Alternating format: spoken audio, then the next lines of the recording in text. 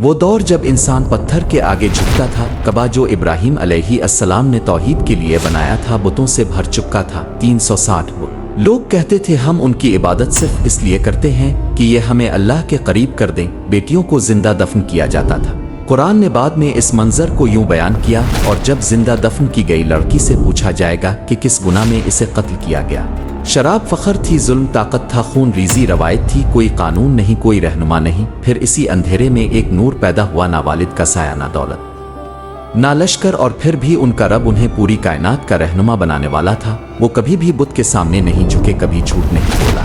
لوگ بھی کہتے تھے ہم نے کبھی ان جیسا ایمانداری شخص نہیں دیکھا، اور ان کا نام ہے محمد صلی اللہ علیہ وسلم۔ اور پھر تاریخ کے وہ لمحے آنے والے تھے جو شرک کی بنیادیں ہلا دیں گے، بت گریں گے، قبیلے ٹکرائیں گے، اور حق کے پیغام پر تلواریں اٹھیں گی۔ یہ پیغام رکنے والا نہیں تھا، اسلام ابھرنے والا تھا۔ آج سے تقریباً 8000 سال پہلے حضرت آدم علیہ السلام انسانیت کے پہلے نور کو ہر چیز کا علم اللہ نے دیا۔ زمین، پانی، آسمان اور انسان کے نام سب کچھ ان کے علم میں تھا۔ ہر قوم میں رسول بھیجا جائے گا، اور تمہاری اولاد میں سے بھی ایک رسول آئے گا۔ میرے بچوں، اللہ نے مجھ پر روشنی عطا کی، اور اب تمہاری نسلوں میں سے بھی رسول آئیں گے۔ وہ صرف اللہ کی عبادت کی دعوت دیں گے اور انسانیت کو نور سے روشن کریں گے۔ آخری نبی سے تقریباً 4300 سال پہلے اللہ نے حضرت نوح علیہ السلام کو انسانیت کے لیے بھیجا۔ ایک وقت جب لوگ شرک اور برائی میں ڈوب گئے تھے، اور صرف چند لوگ ہی سچ کا پیغام سننے کو تیار تھے۔ صرف اللہ کی عبادت کرو اور اس شرک سے باز آ جاؤ۔ اللہ میرے بعد بھی تمہاری نسلوں میں سے رسول بھیجے گا جو تمہیں صرف حق کی دعوت دیں گے۔ آخری نبی سے تقریباً 2600 سال پہلے دنیا پھر شرک میں ڈوب چکی تھی۔ بت، ستارے، چاند، سورج سب کو معبود بنا لیا گیا تھا، اور اس وقت اللہ نے بھیجا ابراہیم علیہ السلام کو۔ ہمارے رب انہی میں سے ایک رسول بھیج جو ان پر تیری آیتیں تلاوت کرے، انہیں کتاب اور حکمت سکھائے، اور ان کا تزکیہ کرے۔ بے شک تو ہی غالب اور حکمت والا ہے۔ آخری نبی سے تقریباً 1400 سال پہلے مصر کی زمین پر ایک ظالم حکمران کا راج تھا، فرعون، اور اس ظلم کے اندھیرے میں اللہ نے بھیجا موسیٰ علیہ السلام کو، اور پھر موسیٰ علیہ السلام نے اپنی قوم کو بتایا اللہ تمہارے لیے تمہی میں سے رسول اٹھائے گا، تم اس کی بات سننا۔ آخری نبی سے تقریباً 600 سال پہلے بنی اسرائیل میں فتنہ، ریاکاری اور تحریف پھیل چکی تھی، اور پھر اللہ نے ایک نشانی بھیجی۔ حضرت عیسیٰ علیہ السلام نے فرمایا میں تمہاری طرف اللہ کا رسول ہوں، تورات کی تصدیق کرتا ہوں جو مجھ سے پہلے آئی، اور ایک رسول کی بشارت دیتا ہوں جو میرے بعد آئے گا، جس کا نام ہوگا احمد، اور وہ آخری نبی ہوگا، یعنی موسیٰ علیہ السلام کی امت کو جس کا ذکر تورات میں ملا، اور عیسیٰ علیہ السلام نے جس کا نام لے کر بشارت دی، وہ نبی اب آنے والے تھے۔ مختلف مذہبی کتابوں میں کچھ ایسے اشارے ملتے ہیں جنہوں نے یہ ثابت کیا ہے کہ آخری نبی کی بشارت پہلے سے موجود تھی۔ ہمارے خدا آوے کی اس مقدس کتاب میں ذکر ہے کہ وہ سینا سے آیا، طور سے چمکا، اور فاران کے پہاڑوں سے جلوہ گر ہوا۔ سینا حضرت موسیٰ علیہ السلام کا مقام ہے، سیر حضرت عیسیٰ علیہ السلام کا، اور فاران مکہ کے پہاڑوں کا پرانا نام ہے۔ مطلب وہ آخری نبی جس کا انتظار ہے وہ مکہ کے پہاڑوں کے پاس ہی آئے گا۔ اس میں واضح لکھا ہے ایک اجنبی مسلم اپنے ساتھیوں کے ساتھ آئے گا، اس کا نام محمد ہوگا، وہ صحرا یعنی ریگستان کے علاقے سے ہوگا۔ اتھرویدا میں نرشنس کا ذکر ہے۔ سنسکرت میں نر کا مطلب انسان اور شنس کا مطلب قابل تعریف ہے۔ اس میں لکھا ہے کہ وہ 60,000 دشمنوں کے درمیان ہوگا اور اونٹوں پر سواری کرے گا، مطلب ایشور کا وہ بندہ شاید عرب کے علاقوں میں آئے گا، اور نرشنس کا عربی میں مطلب محمد ہے۔ اے گرو بدھا، اب کے بعد ہمیں کون سکھائے گا؟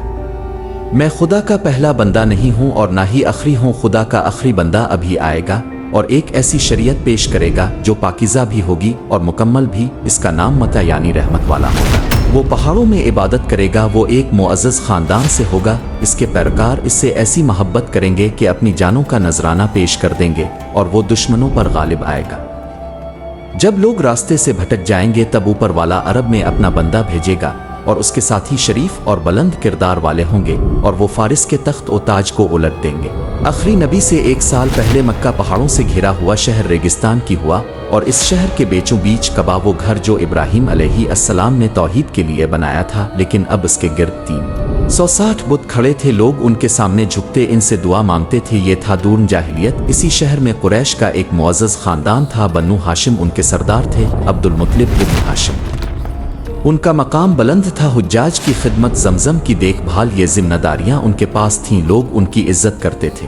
ان کے بیٹوں میں سے ایک تھے عبداللہ ابن عبد المطلب جوان شریف پسندیدہ، ان کی شادی ہوئی حضرت آمنہ بنت وہب سے، لیکن قسمت نے ایک گہرا زخم دیا۔ حضرت عبداللہ تجارت کے سفر پر گئے اور یثرب یعنی مدینہ میں وفات پا گئے، اور اس وقت بیوی آمنہ حاملہ تھی۔ پھر وہ دن آیا مکہ کی صبح، بنو ہاشم کے گھر وہ آئے جو صرف ایک خاندان کے لیے نہیں بلکہ پوری انسانیت کے لیے رحمت بننے والے تھے۔ نہ ان کے سر پر باپ کا سایہ تھا، نہ دولت کا ڈھیر، نہ سیاسی قوت۔ بنو ہاشم کا گھر روشن ہو گیا۔ حضرت عبد المطلب نے اپنے گھر والوں اور قریبیوں کو بلایا، وہ مسکرائے اور کہا یہ اللہ کی رحمت ہے، اس بچے کا نام ایسا ہونا چاہیے جو لوگوں کے لیے عزت کا سبب بنے۔ اور پھر قرآن میں اللہ نے اس نام کو ہمیشہ کے لیے محفوظ کر دیا، محمد رسول اللہ۔ آج ہر اذان میں، ہر نماز میں اس نام کے بغیر شہادت مکمل نہیں۔ عرب روایت کے مطابق بچوں کو پیدائش کے فوراً بعد دیہات بھیجا جاتا تھا تاکہ زبان فصیح ہو اور جسم مضبوط بنے۔ صحیح حدیث سے ثابت ہے کہ نبی صلی اللہ علیہ وسلم بنو سعد میں پلے۔ حلیمہ سعدیہ ایک غریب اور کمزور خاتون ان کی دیکھ بھال اور پرورش کی ذمہ داری لیتی ہے۔ شروع میں حلیمہ کے گھر کوئی برکت نہیں تھی، ان کی اونٹنی اور گائے کمزور تھی، لیکن جیسے ہی نبی صلی اللہ علیہ وسلم ان کے ساتھ آئے وہاں برکت برسنے لگی اور ان کا گھر خوشحال ہو گیا۔ ننھے نبی صلی اللہ علیہ وسلم نے وہاں 4 سال تک وقت گزارا۔ وہ وقت صرف دودھ اور کھیل کا نہیں تھا۔ یہاں ان کی پہلی تعلیم ان کے ماحول اور کائنات سے شروع ہوئی۔ 4 سال کے بعد وقت آیا کہ انہیں ان کی والدہ کے پاس واپس بھیجا جائے۔ حلیمہ نے ان کا ہاتھ چھوڑا، لیکن اپنی آنکھوں سے دیکھا یہ صرف ہمارے لیے نہیں بلکہ پوری انسانیت کے لیے رحمت اور برکت بنیں گے۔ بی بی آمنہ کے پاس لوٹ کر نبی صلی اللہ علیہ وسلم نے پھر اپنی ماں کی محبت محسوس کی۔ یہ وقت چھوٹی عمر کا تھا، لیکن سب سے گہرا اثر یہیں سے شروع ہوا۔ 6 سال کی عمر میں نبی صلی اللہ علیہ وسلم اپنی والدہ کے ساتھ سفر پر تھے، اور اسی سفر میں ان کی والدہ بی بی آمنہ ابواق کے مقام پر وفات پا گئیں۔ ریگستان کے بیچ ننھا بچہ اپنی ماں کو اپنی آنکھوں کے سامنے دنیا سے رخصت ہوتے دیکھتا ہے۔ نبی صلی اللہ علیہ وسلم اب ماں کے سہارے سے بھی محروم ہو گئے۔ ان کے ساتھ ایمن رضی اللہ عنہا تھیں جو ان کی خادمہ اور حفاظت کرنے والی تھیں۔ وہ انہیں ساتھ لے کر مکہ آئیں اور حضرت عبد المطلب کے پاس لے گئیں۔ وقت گزرتا رہا اور نبی صلی اللہ علیہ وسلم اپنے دادا کے ساتھ رہنے لگے۔ پھر کچھ سال بعد 8 سال کی عمر میں دادا حضرت عبد المطلب کا بھی انتقال ہو گیا۔ نبی صلی اللہ علیہ وسلم پھر پوری طرح سے دنیا کے سہارے سے محروم ہو گئے، لیکن اللہ کا سہارا ہمیشہ ساتھ تھا۔ اللہ نے فرمایا تمہارے رب نے تمہیں نہ چھوڑا ہے اور نہ ہی ناراض ہوا ہے۔ اب ذمہ داری آئی حضرت ابو طالب یعنی ان کے چچا پر۔ روایت میں آتا ہے کہ ابو طالب انہیں اپنے بستر پر سلاتے، سفر میں ساتھ لے جاتے اور ان سے گہری محبت کرتے تھے۔ ایک رات گھر میں کھانا کم تھا، بچے بھوکے تھے۔ حضرت ابو طالب نے دیکھا نبی صلی اللہ علیہ وسلم چپ چاپ بیٹھے ہیں۔ ابو طالب نے ان کی طرف دیکھ کر کہا بھتیجے تم کھانا کیوں نہیں لیتے؟ انہوں نے نرم آواز میں کہا چچا پہلے میرے بھائی کھا لیں۔ ابو طالب کا دل بھر آیا۔ وہ اپنی بیوی فاطمہ بنت اسد سے کہتے واللہ یہ بچہ الگ ہے، اس میں ایک نرمی ہے جو کسی اور میں نہیں۔ 12 سال کی عمر میں حضرت ابو طالب انہیں اپنے ساتھ تجارت کے سفر پر شام لے گئے۔ ریگستان، قافلہ، اونٹوں کی گھنٹیاں اور ایک سنجیدہ خاموش طبیعت جو باقی بچوں سے بالکل الگ تھی۔ وہ چھوٹی عمر سے ہی ماحول کو سمجھنے لگے۔ یہ صرف روزی نہیں تھی، یہ صبر کی تعلیم تھی، تنہائی کی عادت تھی، قیادت کی بنیاد تھی۔ پھر جوانی میں تجارت شروع ہوئی۔ مکہ کے لوگ انہیں کہنے لگے یہ الامین ہے، سچے امانت دار۔ یہ لقب وہ لوگ دے رہے تھے جو شرک میں ڈوبے ہوئے تھے۔ پھر ایک دن مکہ میں وہ لمحہ آتا ہے جب حجر اسود کو اپنی جگہ رکھنے کا وقت آیا۔ ہر قبیلہ چاہتا تھا یہ شرف صرف ہمیں ملے۔ حجر اسود کو ہم رکھیں گے، نہیں یہ ہمارا حق ہے، نہیں یہ ہمارا حق ہے۔ آوازیں تیز ہو جاتی ہیں، تلواریں نکالنے تک بات پہنچ جاتی ہے۔ روایت میں آتا ہے کہ 4-5 دن تک تناؤ رہا، خون بہا دینے تک کا ارادہ ہو گیا تھا۔ پھر ایک بزرگ نے کہا کل صبح جو سب سے پہلے اس دروازے سے داخل ہوگا اسی کو فیصلہ کرنے دیں گے۔ صبح ہوتی ہے، دروازہ کھلتا ہے اور جو شخص اندر آتا ہے وہ ہے محمد صلی اللہ علیہ وسلم۔ لوگ کہتے یہ الامین ہے، ہم اس پر راضی ہیں۔ نبی صلی اللہ علیہ وسلم نے ماحول دیکھا، نہ غصہ نہ جلدی، بس گہری سوچ۔ پھر فرمایا ایک چادر لاؤ۔ چادر بچھائی گئی، انہوں نے اپنے مبارک ہاتھ سے حجر اسود کو اٹھایا، چادر کے بیچ میں رکھا۔ پھر فرمایا ہر قبیلے کا سردار اس چادر کا کونا پکڑے۔ سب نے کونا پکڑا، ساتھ مل کر پتھر کو اٹھایا۔ جب جگہ تک پہنچ گئے نبی صلی اللہ علیہ وسلم نے اپنے ہاتھ سے اسے اس کی جگہ رکھ دیا۔ خطرہ ختم، خون رک گیا، لڑائی ختم۔ جاہلیت کے درمیان ایک فیصلہ جس نے تلواروں کو جھکنے پر مجبور کر دیا۔ وہ ابھی نبی نہیں بنے تھے مگر رہنما بن چکے تھے۔ ایک دن مکہ کے چند سردار ابو طالب سے کہتے ہیں तुम्हारा भतीजा अलग है, इस जैसा जवान हमने नहीं देखा, मैं इसे बचपन से देख रहा हूँ, इसने कभी झूठ नहीं बोला, काश तुम देख सको जो मैं महसूस करता हूँ। वक्त गुजरता रहा और फिर एक दिन मक्का की सबसे मोहतरम और अमीर ताजिर खातून हज़रत खदीजा बिन्त खुवैलिद, जो अक्लमंद वक़ार वाली और किरदार में बुलंद थीं, लेकिन उनकी ज़िंदगी आसान नहीं रही। सीरत की रवायत के मुताबिक वो जवान उम्र में 2 बार बेवा हो चुकी थीं। अब मक्का के सरदारों की नज़रें उन पर थीं। अमीर लोग, कबीलती सरदार सब रिश्ता भेजते, लेकिन वो किसी को कबूल ना करती। फिर मक्का में एक नाम मशहूर था, अल अमीन। जब हज़रत खदीजा रज़ी अल्लाह अन्हा ने अपना तिजारती माल मोहम्मद सल्लल्लाहु अलैहि वसल्लम के हवाले किया तो वो सिर्फ मुनाफा देखना नहीं चाहती थी, वो किरदार देख रही थी। फिर काफिला रवाना होता है और हज़रत खदीजा ने इस काफिले के साथ अपना खादिम मैसरा को भी भेज दिया। सफ़र से वापसी पर मुनाफा आम से ज़्यादा था, मगर सबसे बड़ी चीज़ उनका किरदार। मैसरा ने कहा, मैंने ऐसा सच्चा और पाक इंसान नहीं देखा। यहीं से एक फ़ैसला उनके दिल में पैदा हुआ। उन्होंने अपनी सहेली नफीसा को भेजा। नफीसा ने पूछा, मोहम्मद अब शादी क्यों नहीं करते? जवाब आया, मेरे पास वसाइल नहीं। नफीसा ने कहा, अगर आपको हसन शर्फ और माल सब मिल जाए तो?